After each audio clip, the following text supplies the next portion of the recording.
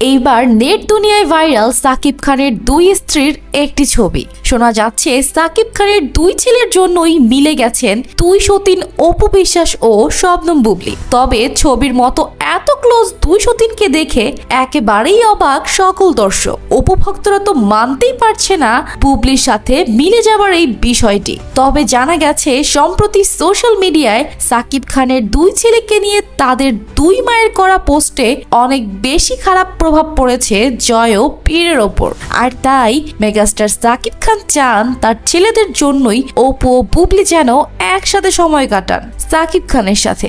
এতে দুই ছেলের মধ্যে তাদের বাবাকে নিয়ে নেগেটিভ চিন্তা আর আসবে না। জি হ্যাঁ দর্শক, এমনটাই জানা গেছে গোপন সূত্রে। আর তাই অপু আর বুবলিকে মিলে যেতে বলেছেন সাকিব খান। আসলে এমনটাই চান সাকিব ভক্তরা। আর এই ছবিটি দেখে সকলেই বলছে এটি একটি ফ্যান মেড ছবি। তবে অনেকে এই ছবিটি দেখে অনেক খুশিও হয়েছে।